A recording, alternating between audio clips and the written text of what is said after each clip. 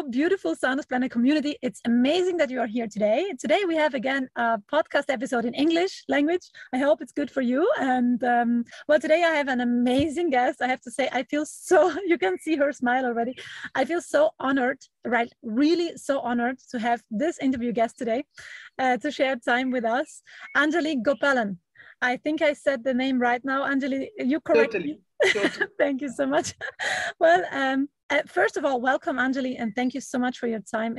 It feels really amazing, and I feel honored very much. Thank you. And Maggie, I'm so happy to meet you because just what you're doing is so inspiring. I'm just thrilled to be here. Thank you. Well, for the community, for everyone to know a little bit about who Anjali is. Anjali is an Indian animal and human rights activist. She's as well founder and executive director of the Naz Foundation Trust. This is an NGO which is dedicated to the fight against HIV and AIDS epidemic in India, right? And you're working a lot for decriminalization in India. And I have to say, I just checked out a bit online. It's impressing how many awards you have. Just shortly. I don't talk, I can imagine you don't really care so much probably, but I have to say this is just big. Like in 2001, you have been awarded with the Commonwealth Award. In 2003, you received the Sadhguru Gnanananda Award. In 2007, you have been honored as a Woman Achiever by the Ministry of Women and Child Development. And in the 2012 Time magazine placed you on the list of the 100 most influential people in the world. And in 2013, you have been awarded the Chevalier de la Légion d'Honneur. This is the highest award from France. Like, wow. I mean, I can't imagine there are many more. I don't know them all, but wow. Welcome, Anjali. Thank you. Thank you so much. Well, Anjali, can you tell us a little bit about yourself from your own perspective? Who are you and what are you doing and what do you stand for? And later we go a bit more into the details. Sure. So I would have told you if you had asked me this question a few years ago, I would have said I'm a human rights activist. And I would have told you that that's what I do and that's what I believe in. But I think what has happened over the years, and this has to do with maybe getting older, my own understanding of rights has changed.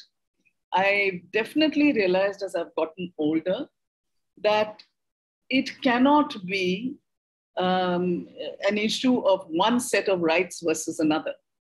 I could not understand anymore how we could only talk about human rights and not look at the rights of everyone else who has a right to be on this planet, to exist. So I think I'll flip my experience around from what yours was. You went from being an animal rights person to human rights, and I went from being human rights person to animal rights.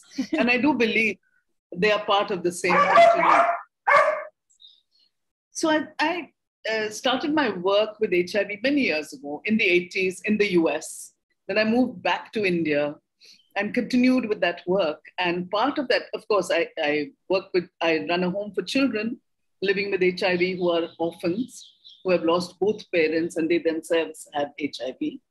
And part of our HIV work also was to work with the LGBTQI community in India. Mm-hmm. And advocacy is a major part of what we do. And changing the law became really important because homosexuality was criminalized in this country. Imagine in this day and age, right? Mm-hmm. From a law from our British days, from 1860. It's insane. It's insane. It makes no sense. Yeah. It makes no sense. But anyway, an 18-year battle. Law has been, homosexuality has been decriminalized in our country. But still today, in 2022, the community doesn't have any rights, apart from being decriminalized, right? They don't have the right to marry for those who want to get married. They don't have the right to adopt. They don't have the right to inherit, all of those things, which to my mind doesn't make any sense. But anyway, so the battle has to continue and one will continue for as long as one can. And I think what has happened and what has saved me was my work with animals and permaculture, understanding permaculture, and learning to farm. Mm.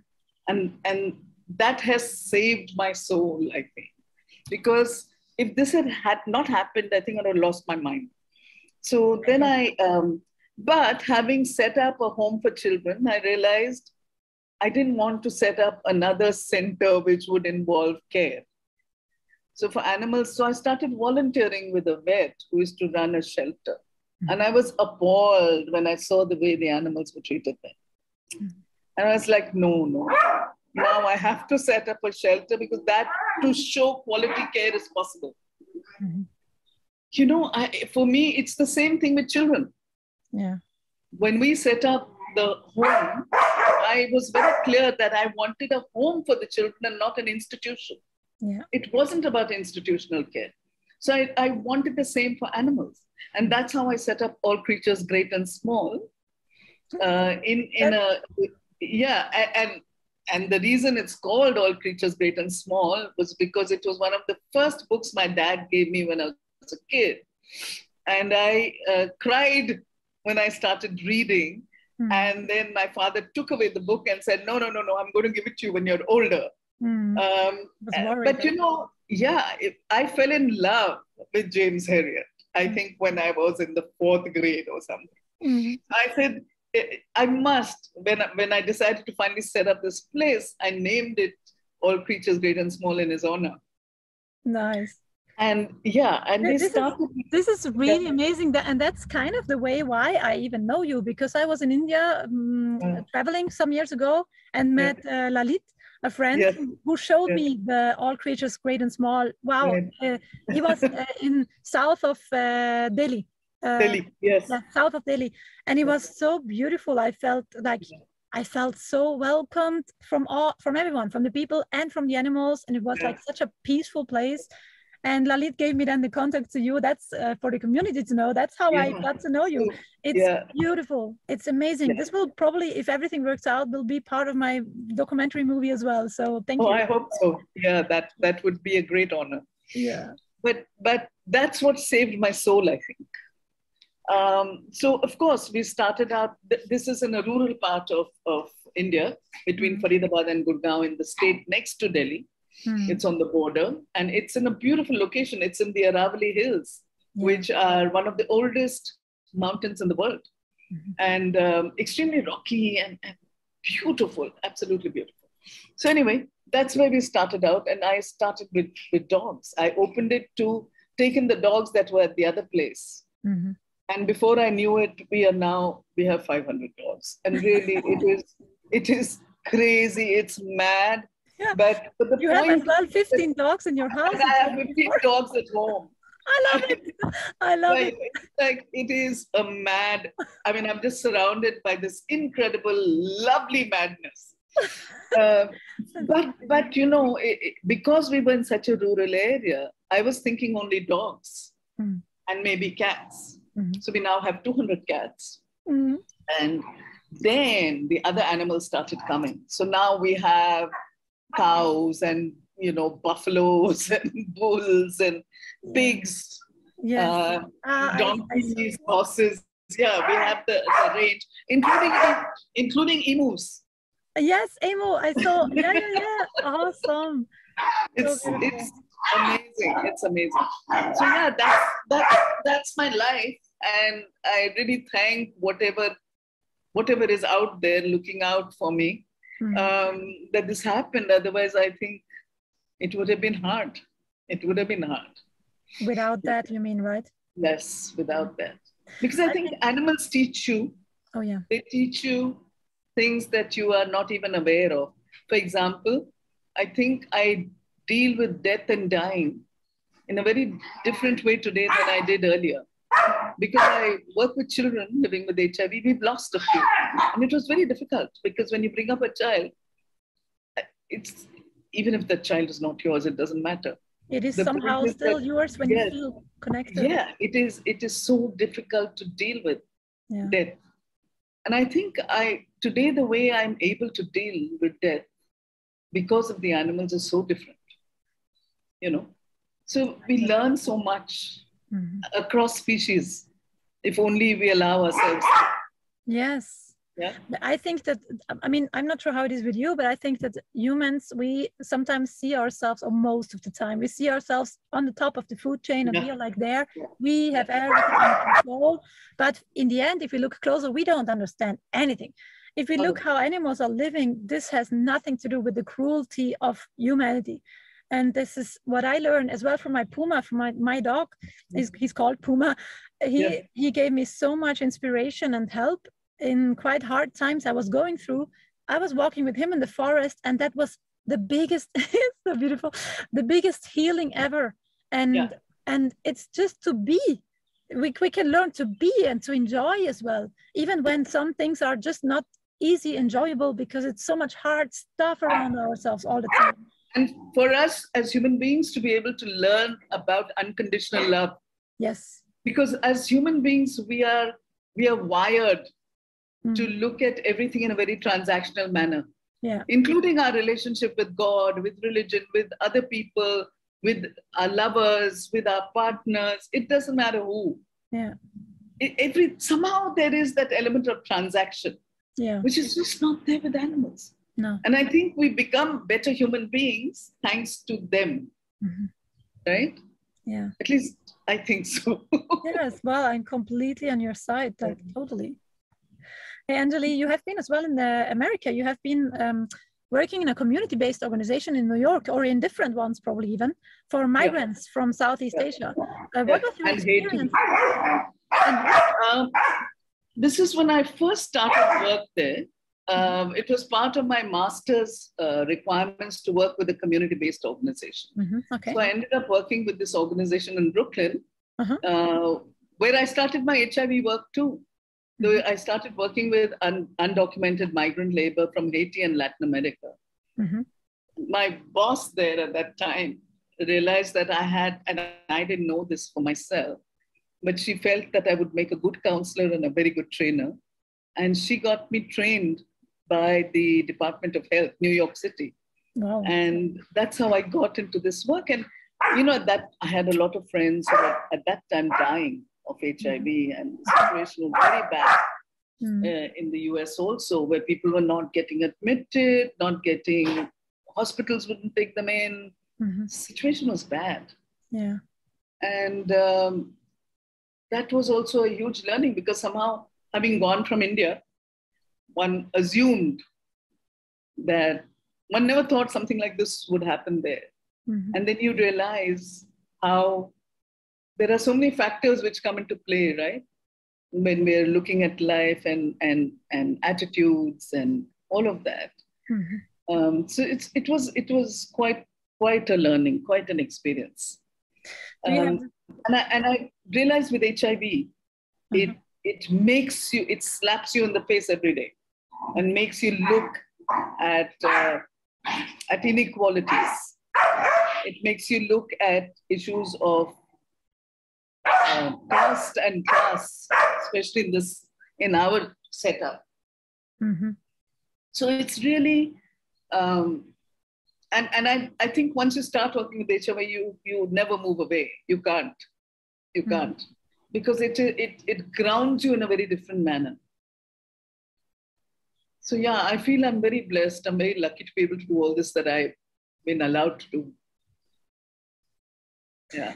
I can imagine you face a lot of hard moments in your life, like crazy hard stories. And I'm not sure if you want to share something, but if you want, was there a story you would like to share, what you learned from it as well, or how you have been able to grow from it? Because I learn at the moment that and I just say it now how I feel it, okay? I don't put something in front of my mouth. The biggest shit I was going through was in the end the biggest teaching for me as well. But first I didn't see it as a teaching. I was broken many times. But then I found out, wow, this was kind of a teaching as well. And at the same time, I was growing to a stronger activist because I was going through things like that. Do you have something you want to share about this? You know, for me, I think, just as you're saying, I think it is multiple events. It is the hard part was the loss of these children, but I think the hardest for me was the loss of my brother, who was very close. It's been what he died in.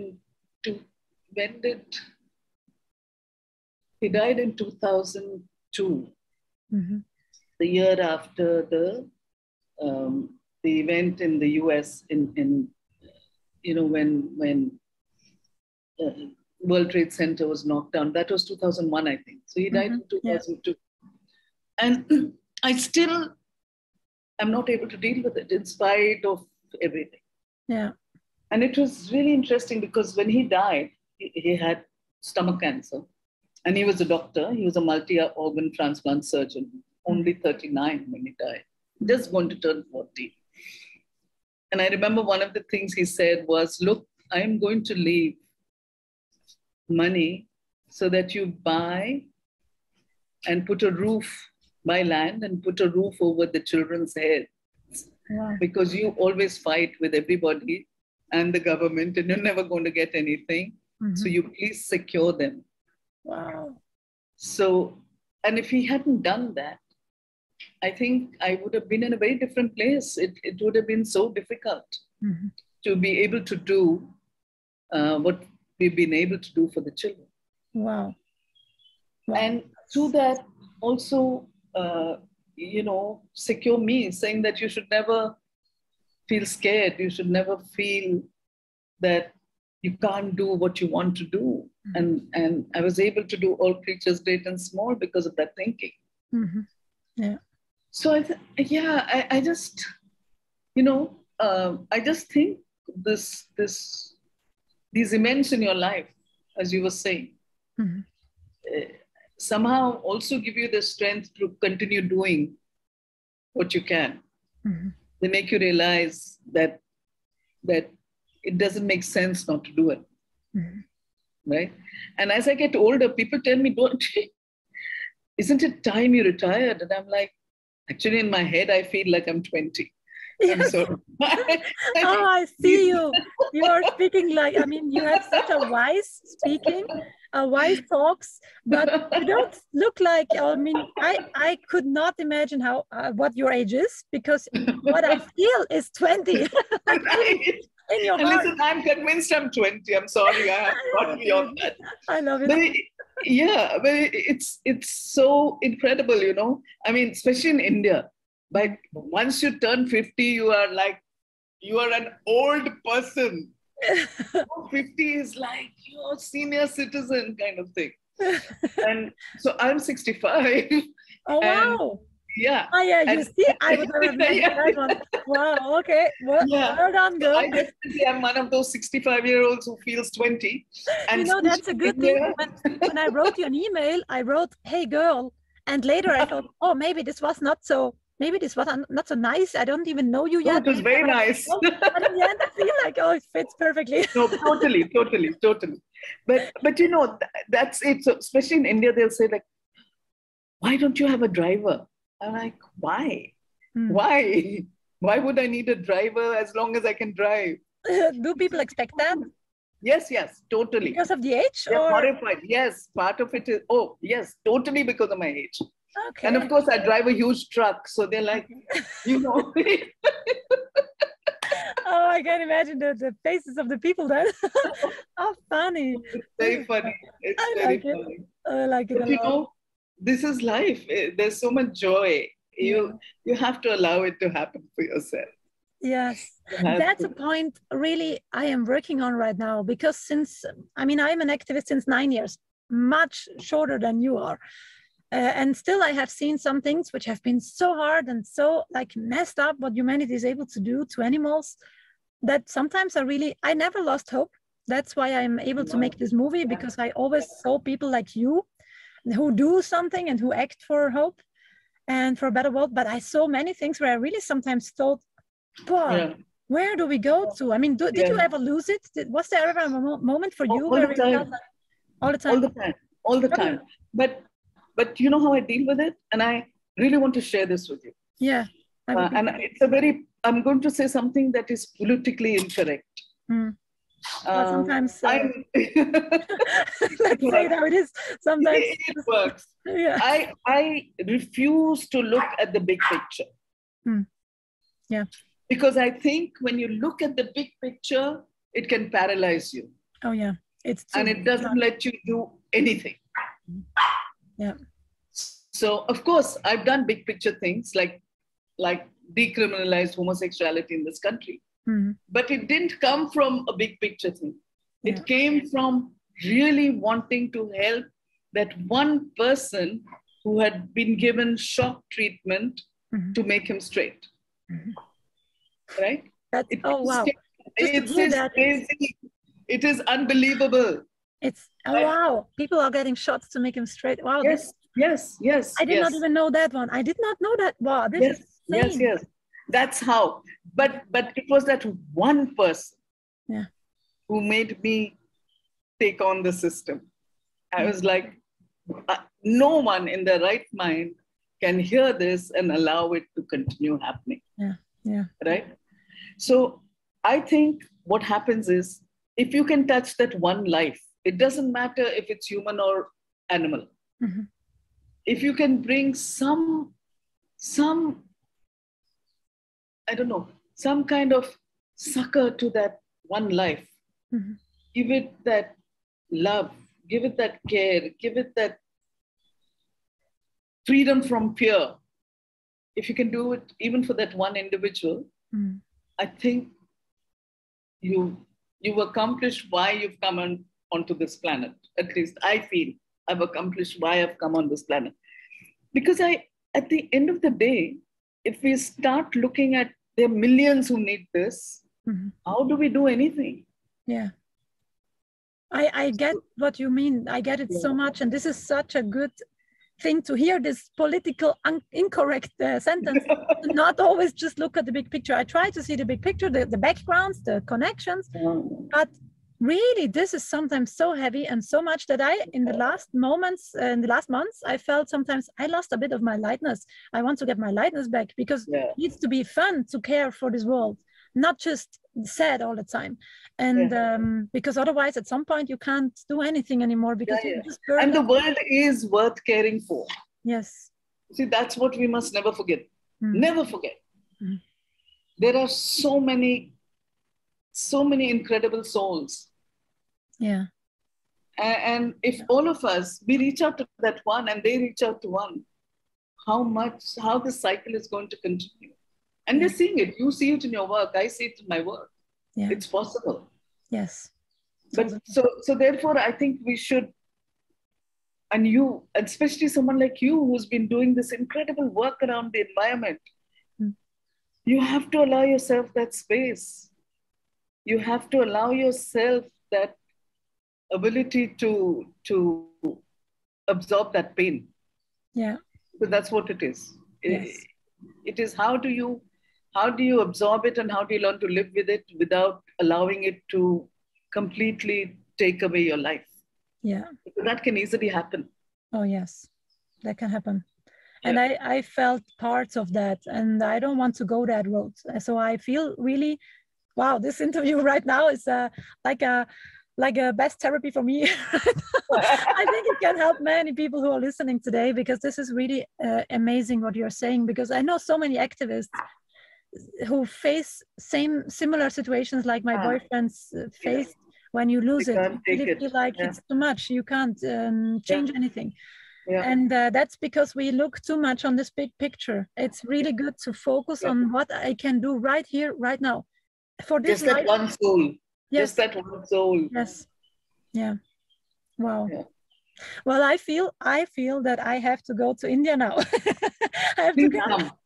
You have to. You have to. Because India also, in all its madness, and we are going through a very difficult period in our country. Things are not the way they used to be. And this is true for the world. Wherever you look around you, the homophobia, the Islamophobia, the religious bigotry, all of it, it's not just any one country. I think all of us in this world are suffering from it. Yeah. And we all have to be able to negotiate our way out of this, and find a way to somehow make this world, even if it is a slightly better place, we have to do it. Yeah. Otherwise, there is no hope.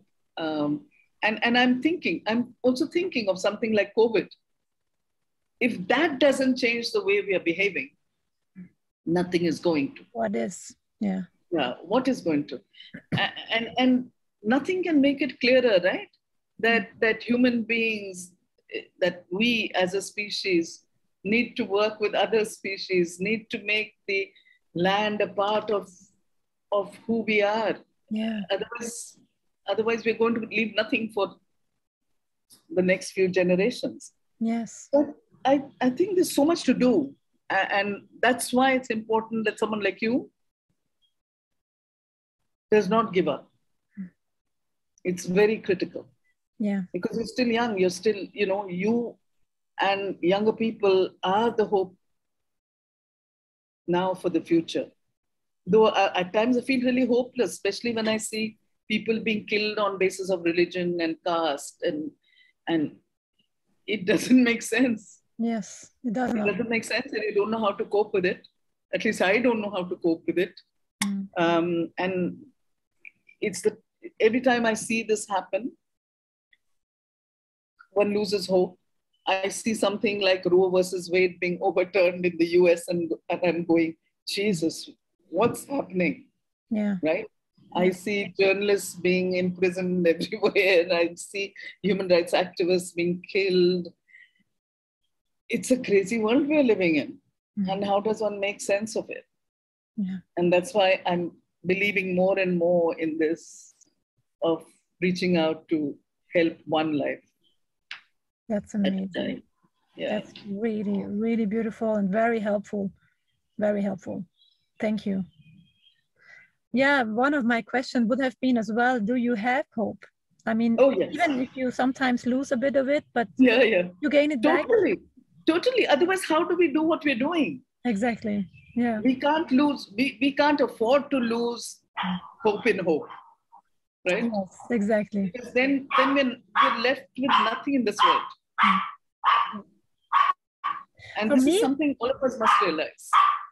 For me, you are one of these big figures of hope. I really have to say, because when people ask me, what is hope for you? I had no answer for a while. I did not know how to describe it. But for me, hope, now I know it more and more.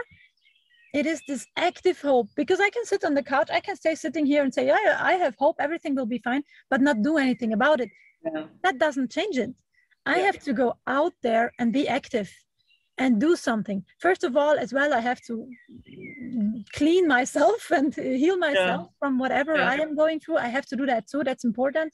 But I think that this happens as well while acting for others, that you help and heal yourself as well at the same time.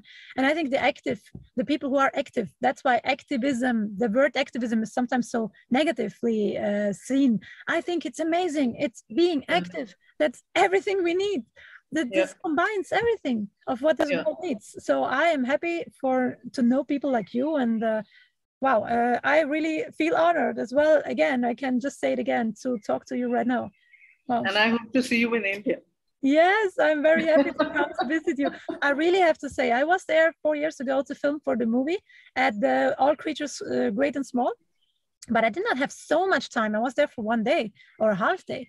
I feel I need to get back there to you and to really make an interview with you about absolutely come. Absolutely so much. Come. Amazing. Thank you. Hey, I think the time for the podcast is kind of over. Do you have something you still want to share with our community? Do you want is there some message or something you really want to still get out there today? For me, it is all about reaching out to take care of that one soul. Please remember that. And if all of us, and this community is such a large one, if each one of us does it, we really can help everyone around us. But more than that, we can really help ourselves. Because this thing about giving is also, we give not because we have Mother Teresa or whatever, but I think I give because I get so much more back in return. Yes. And that really gives us so much of joy. Yeah. Wow, beautiful words. Thank you so much. Anjali, how can people support you? I have already something in mind how I want to support you, but how can people who listen to this podcast now, how can they support you or get in contact with you? I will definitely put some links, what you sent me in the show notes. Sure. But is there something what people can do right away? I don't know, whatever way they want to help in, whatever works for them is what they should do. And it's not only about helping us. It doesn't have to be us. It has to be helping someone. It doesn't matter who you help. And of course, if you help us, it's great because it helps us. But as far as I'm concerned, you see, we are living in a world where there are all kinds of restrictions. So if you can't help us, please help someone, but just help someone. Yeah. Right? Thank you. Wow. Thank you so much, Anjali, for this time. No, thank you really so much. Well, dear community, I can imagine that you are same overwhelmed like me. And I give you now space to think about what we were talking about. So I finished this podcast for today. Thank you guys for listening. And thank you, Anjali, for your amazing time. Anytime. Bye.